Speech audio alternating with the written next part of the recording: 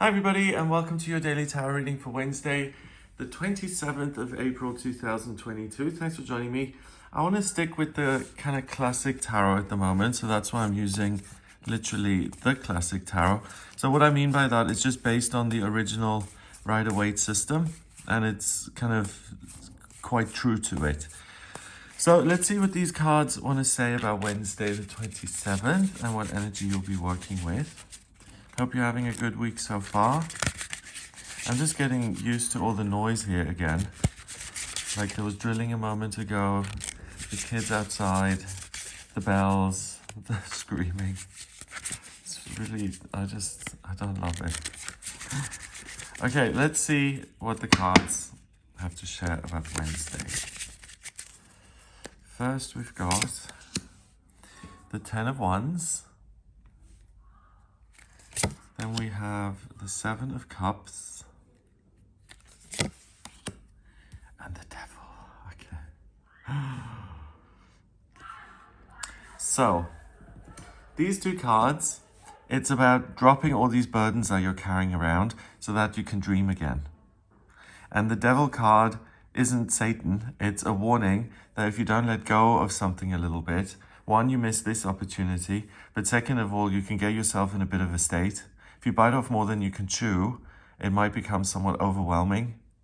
And then, you have to do all the, if you have like a burnout at work, or you just kind of stress yourself out to the point where everything collapses, it's not like you can just snap your fingers and put it all back together again. There's a whole process of healing involved in that. It takes a while.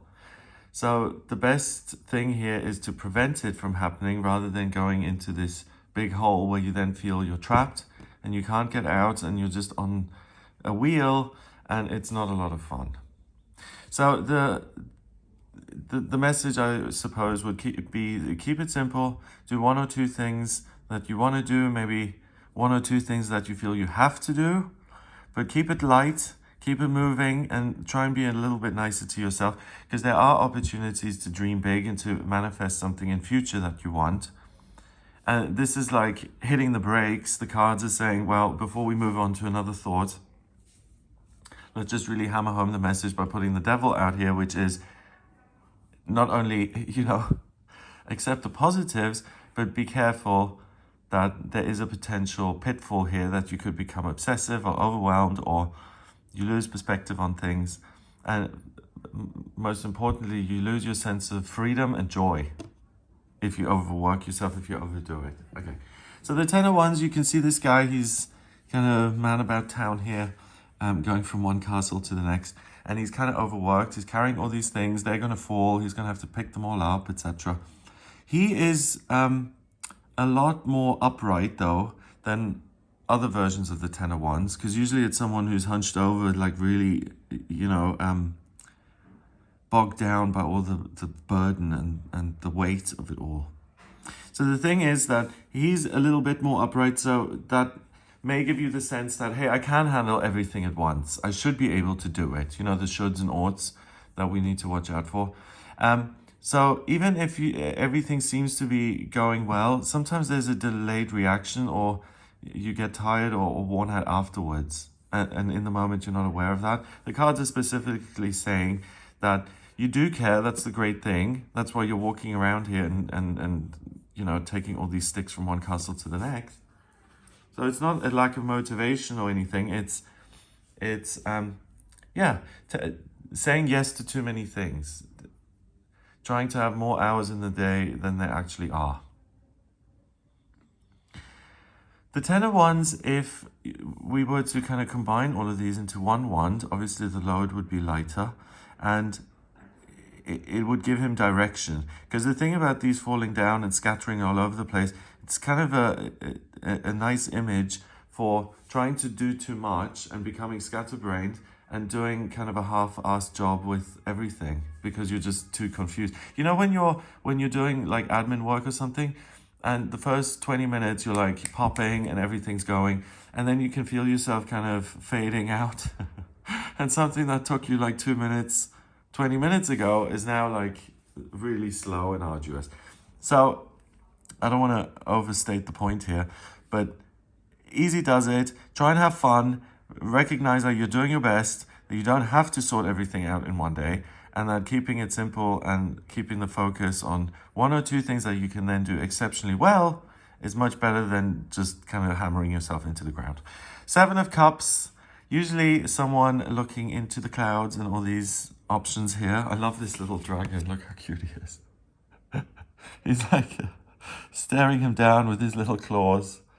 I love it. That's very sweet. Okay, so here we've got, it's more dramatic here. So we've got someone standing on a blustery hill, and he's kind of in the shade, purple. So the spiritual presence as well. What I mean is you kind of have this eye for things that are going on the periphery of reality. You kind of know that, okay, I am going to the post office and eating my steak here, but underneath it all, I may want to ask myself what I want to do in 5 years. You know, so you've got that extra awareness.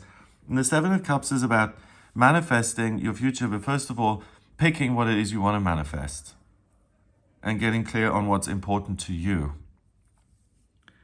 And you know, it's so interesting because the older I get, I realize there's certain character qualities about me that I really didn't pick or choose, that are just part of me. And accepting them is really the key thing to being able to do something about them. And that may sound really trite and obvious, but if you resist something about yourself, then it doesn't go anywhere. You just get stuck. If you do accept it, whether you like it or not, then you can like work with it and use it and shape it into a way that, you know what I mean? So that's the important thing here, to pay attention to that other sense and to say, okay, I've got some options here, because that's what the Seven of Cups does. It says it's not just about daydreaming. If you get clear on something today, then you can be focused and specific, and you can use the fire energy of the Ten of Wands to do something about it, and you don't hit the wall trying to do too much. So it's about narrowing the focus to one or two things, and that's exactly what the Ten of Wands kind of demands. You're able to do that, and then you're able to make a lot of headway rather than keeping it vague and stumbling around and being all scattered.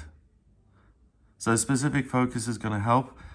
Keeping it vague and generic isn't. So here we've got beauty. These are the things people could want, right? We've got beauty, and I don't know what this is. I never do. Someone tell me in the comments, please, because it looks like some sort of enlightened being shrouded in a white cloth. So I suppose it's like the physical embodiment of some universal force.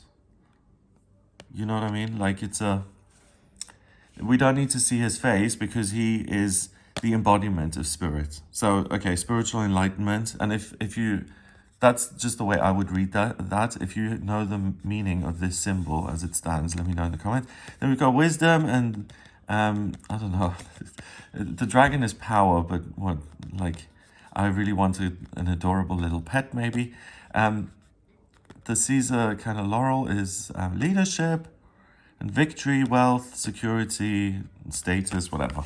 So tap into or allow yourself to be advised by your spiritual advisors here. The council is speaking to you either through your dreams or what you hear or a sense you get or messages you get via numbers or images or you know, like the burning bush thing, like whatever symbol comes through, pay attention to that, because that ought to be this, well, ought. No, it ought not. Like I said, if you try and keep it specific today, that works with this energy. Keeping it vague is less helpful. So by allowing yourself to listen to this message that comes from source that says, hey, this is important to you, pay attention, then if you do, it allows you to get going much more effectively and to scoot past the devil here and to say, yeah, I'm not spending time with you guys. Because this is not a happy scene. I mean, imagine having these people around at like your house, like what your neighbors would say. Anyway, these two are not in a good space. They're being held captive here by this devilish figure. And the devil card is just about letting your circumstances take charge of you rather than remembering that you're the boss and that you determine your circumstances, not the other way around. And that's what this is. So it has to be kind of grotesque because it's a grotesque way of living. To me, that in my deck, you know, I put the devil, I put a guy in a bell jar with all his whiskey bottles around him, and it was being trapped in addiction, you know, which is a physical thing. And that's very similar to being controlled by something which really has nothing to say at all. So, yeah, so this is one to avoid by getting specific on your hopes and dreams and then taking action around it.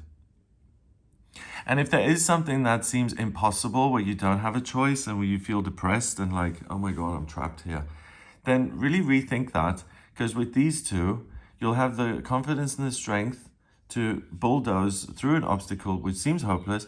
And also you have the vision and the foresight to see this is what else I could be doing, or this is the way out of it. So you're not stuck. You're not a prisoner here. Okay, number-wise, we've got 15, and 7 is 22, and 10 is 32. 3 and 2 is 5, and 5 in numerology is freedom. So dream big to free yourself in your actual physical life. Don't allow yourself to be trapped. It's not mandatory today. it's optional if you're going to be trapped or not. Okay, so I hope you have a lovely day. If you would like a personal reading with me, please get in touch via my website. It's gregoryscott.com. On the front page, click on Book Your Readings, the little button that says that, to order your reading with me. In my personal readings, I use the tarot, I use astrology, numerology, and I combine all of them to ideally and hopefully give you some concrete answers and guidance. So if you have any questions about your life purpose or the direction you want to be moving in, things you want to let go of, where to live, how to live, relationships, finance, anything at all really, then please do get in touch with me for a personal reading. If you like this video, give it a thumbs up, please. Hit subscribe and share the video online. That would be awesome. Thank you so much in advance for doing that. If you do, that'd be great. Have a lovely day, and I'll speak to you tomorrow.